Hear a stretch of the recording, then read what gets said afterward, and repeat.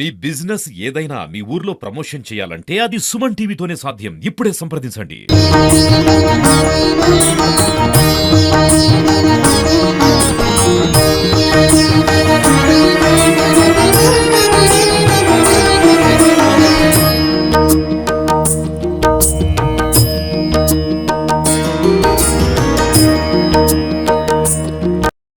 పవనాచన పీఠాయ గౌతమీ తీరవాసిని శ్రీమద్ధర్మపురేషాయ శ్రీ నృసింహాయ తే నమః.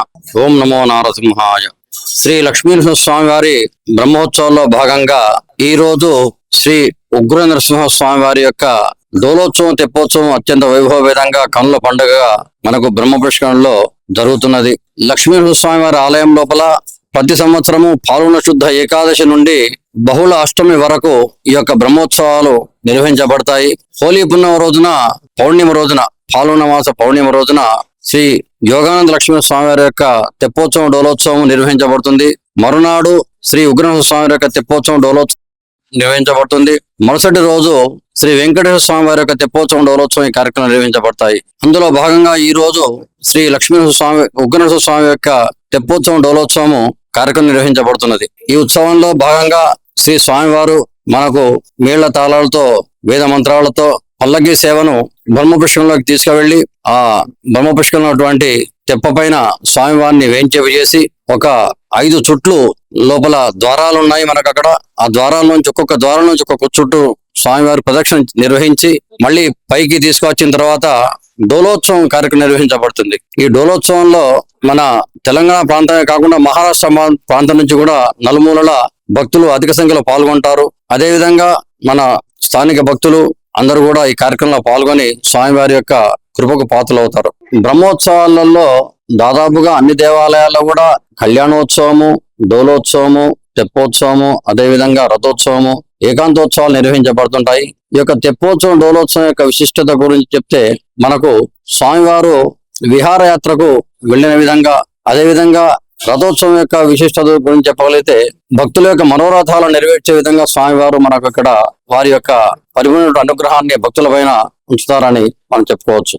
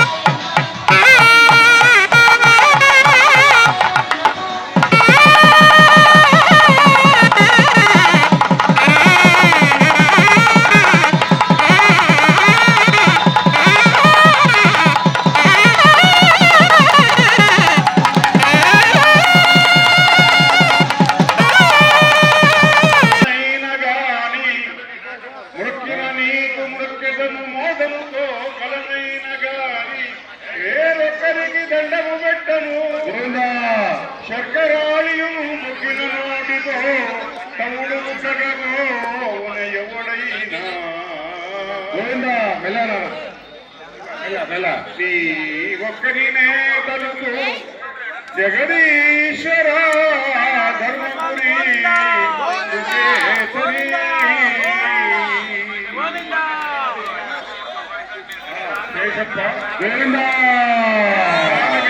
ఎన్ని సాగరించినాడు కాబట్టి స్వామివారిని సేవించి తరించి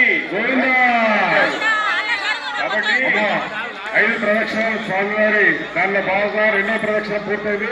3వ ప్రదక్షిణ ప్రారంభం కాబోతున్నది. స్వామివారిని తెప్పోత్సవం మీద ఉన్న స్వామివారిని దర్శిస్తే మనకు సకల దోషాలు తొలగిపోతాయని మనకు పురాణాల్లో ఉన్నట్టు అర్చక స్వామి చెప్తున్నారు. ఉగ్రనరసింహ స్వామి గోవిందా గోవిందా.